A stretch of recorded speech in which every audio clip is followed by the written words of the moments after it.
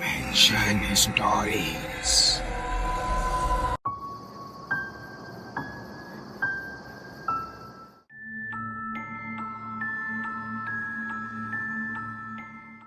आर्यन, जो एक फ्रीलांसर में एनिमेशन की जॉब करता था, इस बार उसको एक बड़ा प्रोजेक्ट मिला था।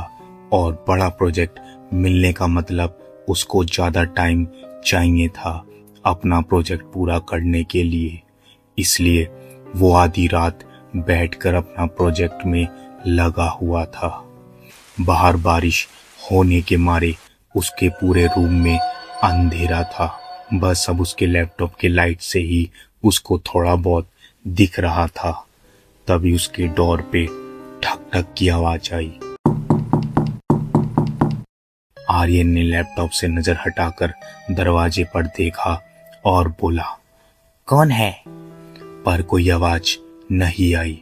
आर्यन उठकर दरवाजे के आई होल में से बाहर देखने लगा तो बाहर बस कॉरिडोर की लाइट लुक-छुप कर रही थी और कॉरिडोर खाली था। शायद हवा होगी। आर्यन बुड़बुड़ाया। जैसे ही आर्यन दोबारा मुड़ा, आर्यन को फिर वही आवाज आई, पर थोड़ी तेज।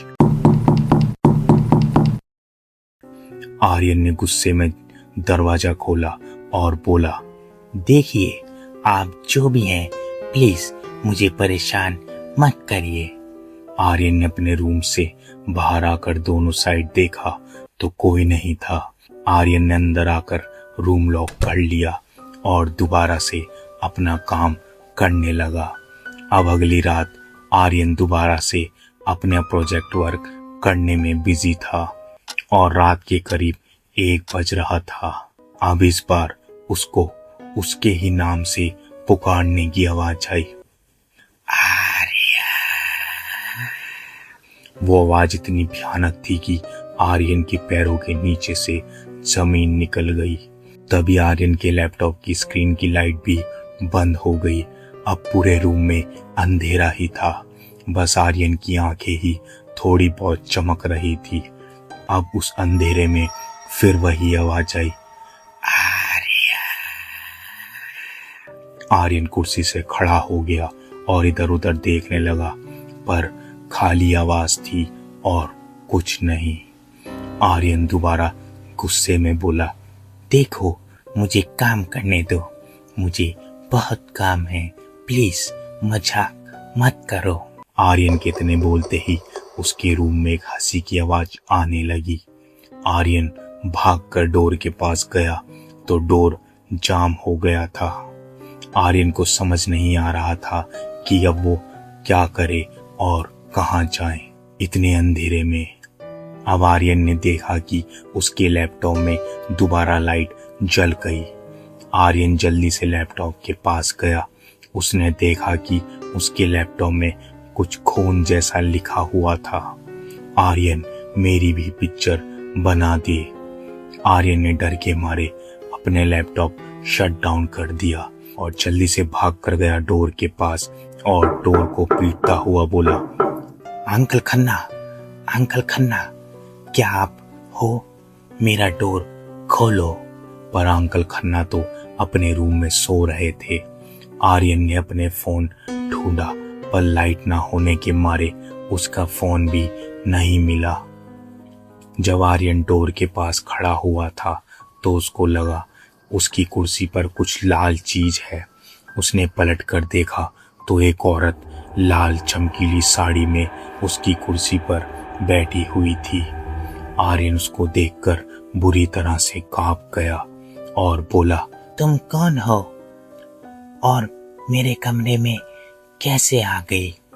वो लाल साड़ी वाली औरत अपनी भयानक आवाज में बोली, मैं वही हूँ जिसकी तुझको पिक्चर बनानी है।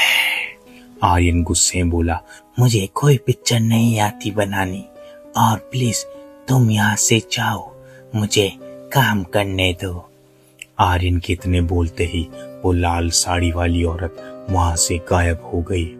उसके गायब होते ही आर्यन को शांति मिली। आर्यन जल्दी से इधर उधर देखता हुआ और जाकर अपनी कुर्सी पर बैठ गया और अपना काम करना स्टार्ट कर दिया। रात के करीब 2 बजे लंबी लंबी सांस लेने की आवाज आई।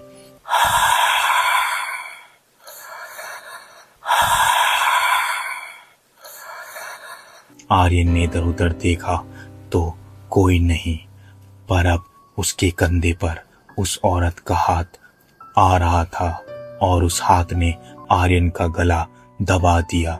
आर्यन का गला दबने के मारे उसकी आंख लाल होने लगी। आर्यन ने जैसे ही चीखने की कोशिश करी, वो हाथ गायब हो गया। आर्यन ने जल्दी से पानी का गिलास उठाकर पानी पिया, पर उस गिलास में पानी का रंग लाल होने लगा। आर्यन ने गिलास नीचे फेंक दिया। गिलास फेंकते ही जैसे उसने ऊपर देखा तो वो लाल साड़ी वाली औरत ऊपर छत पर थी। आर्यन झटके से कुर्सी से खड़ा हो गया और जोर जोर से बचाओ बचाओ चिल्लाता हुआ दरवाजे की तरफ भागने लगा। जैसे ही आर्यन दरवाजे की तरफ भागा, उसको कुछ गिलास टूटने जैसी आवाज आई। उसने मुड़कर देखा तो उसके लैपटॉप की स्क्रीन टूटने की थी। लैपटॉप की स्क्रीन टूटने के मारे अब पूरे घर में अंधेरा ही अंधेरा हो गया था और लाल साड़ी वाली औरत उसको मारने के चक्कर में उसके पास धीरे धीरे आ रही थी। आर्यन को इतनी घबराहट होने लगी थी कि वो दरवाजे के पास ही बेहोश हो गया। कुछ देर बाद उसकी आंख खुली तो आर्यन ने देखा कि वो औरत वहीं कुर्सी पर बैठी है और लैपटॉप में देख रही है। आर्यन डरते हुए बोला, तुम अभी तक यहीं हो, गई क्यों नहीं? वो औरत अब गुस्से में बोली, तूने मेरी पिक्चर नहीं बनाई ना, अब तो मेरे साथ चलेगा और मेरे साथ रहकर ही मेरी पूरी पिक्चर बनाएगा। वो औरत कुर्सी से उठी और आर्यन की तरफ भागते हुए आई। आर्यन की गर्दन पकड़ ली और उसके रूम से आर्यन को लेकर गायब हो गई। अब पूरे घर में अंधेरा और उस लैपटॉप की टूटी हुई स्क्रीन पर लिखा था, मेरी पिक्चर अभी भी बाकी है। तो गाइस, क्या आपने भी कभी ऐसी आत्माओं को महसूस करा है अपने रूम में रात को काम करते वक्त? तो कमेंट में जरूर बताएं और वीडियो पसंद आए तो प्लीज़ वीडियो को लाइक करें और चैनल को सब्सक्राइब करना ना भूलें।